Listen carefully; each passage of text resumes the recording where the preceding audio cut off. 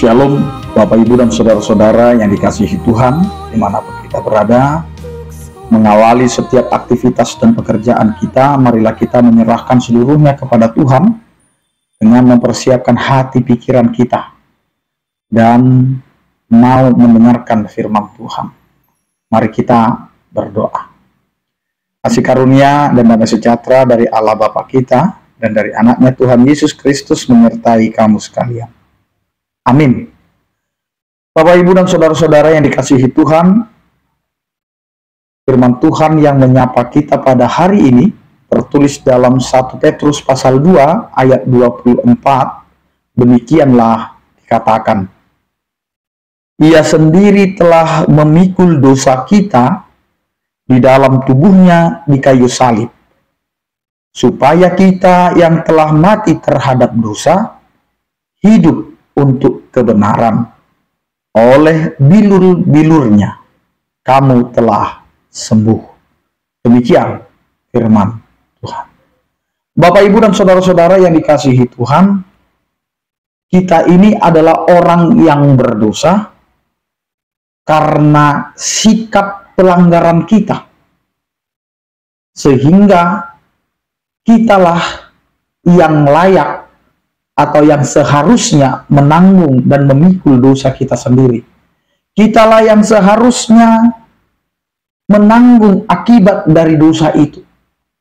Karena firman Tuhan menyatakan kepada kita, upah dosa adalah maut, maka sesungguhnya kitalah yang patut untuk menerima akibat dosa itu, yaitu adalah kematian. Maka disinilah Tuhan menyatakan kasih karunia-Nya, menyatakan cinta kasih-Nya kepada kita yang berdosa, yaitu Dia rela datang ke dunia. Dia rela mempersembahkan dirinya, mempersembahkan anaknya yang tunggal itu sebagai tebusan akan dosa-dosa kita.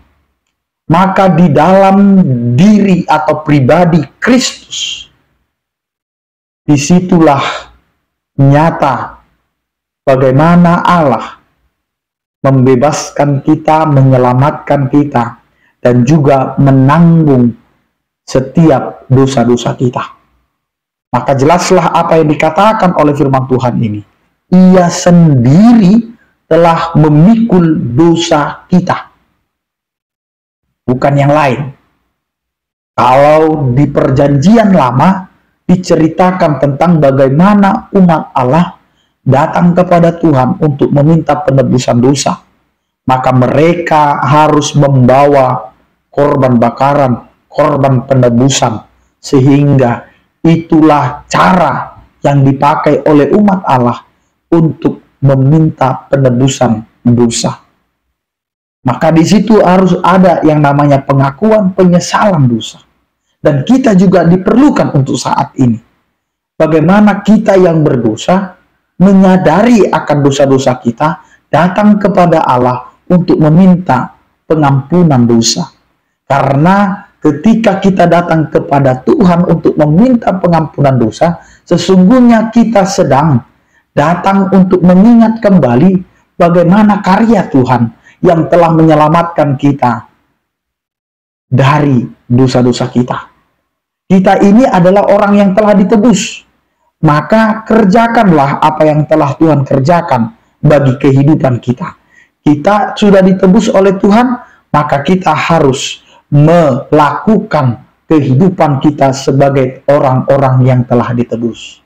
Karena jelas Allah sendiri yang telah memberi dirinya untuk memikul dosa kita di dalam tubuh Kristus yang tergantung di kayu salib. Maka jangan ada lagi di antara kita, Bapak, Ibu, dan Saudara-saudara, yang telah terlalu mudah untuk melakukan pelanggaran, untuk melakukan dosa-dosa. Jangan lagi di antara orang percaya yang mengatakan, Tuhan kita akan maha kasih. Maka jika kita berbuat dosa, Tuhan pasti akan membuka pintu pengampunan. Ya, tetapi Tuhan berpesan kepada setiap orang yang telah ditebus, setiap orang yang telah diselamatkan, setiap orang yang telah disembuhkan. Yesus berpesan, pulanglah dan jangan ulangi lagi untuk melakukan dosa. Karena itu Bapak, Ibu, dan saudara-saudara, kita kembali mengingat bagaimana karya Tuhan ini dalam kehidupan kita. Jelas, Dia sendiri yang telah menebus kita. Dia sendiri yang telah memikul dosa-dosa kita di kayu salib, supaya kita yang telah mati karena dosa, yang telah mati di hadapan dosa, hidup di dalam kebenaran yang telah Tuhan nyatakan dalam setiap kehidupan kita. Maka disinilah kita mau melihat Bapak, Ibu, dan saudara-saudara, bahwa hidup kita yang tadinya hidup di dalam kesengsaraan akibat dosa, sakit akibat dosa, dan banyak sekali hal yang akhirnya membebani setiap kehidupan kita. Maka hari ini Tuhan mau berkata, oleh bilur-bilurnya kamu telah sembuh. Maka kehidupan kita telah dipulihkan, disembuhkan oleh Tuhan. Maka hiduplah di dalam kehidupan yang telah disembuhkan itu.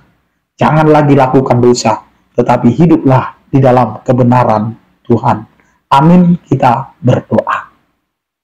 Terima kasih Tuhan, penyertaan kasih setiamu yang memberkati kehidupan kami, sehingga kami Engkau ingatkan kembali untuk melihat betapa Engkau mengasihi kami, meskipun kami hidup di dalam pelanggaran dan dosa. Engkau rela menyerahkan dirimu untuk menebus, untuk memikul setiap dosa-dosa kami, sehingga kami, umat-Mu yang percaya kepadamu, telah Engkau hidupkan kembali untuk suatu misi kebenaran-Mu. Karena itu Tuhan, ajari kami untuk hidup di dalam kebenaran-Mu, karena Engkau telah menebus kami. Oleh karena bilur-bilur-Mu, kami telah disembuhkan. Ya Tuhan, berkatilah kehidupan rumah tangga kami, anak-anak kami, dan juga setiap pekerjaan kami, agar apa yang kami hidupi, lakukan, dan kerjakan, itu sesuai dengan kehendak-Mu, dan terpujilah nama-Mu. Ya Tuhan, berkatilah setiap orang percaya, yang sakit Engkau berikan kesembuhan, yang berduka Engkau berikan penghiburan, yang bergumul Engkau berikan penyertaan kasih setiamu. Engkaulah Tuhan, sebagai Tuhan kami, yang kami andalkan, dan biarlah kami hidup di dalam firman-Mu, dan firman-Mu hidup di dalam kehidupan kami.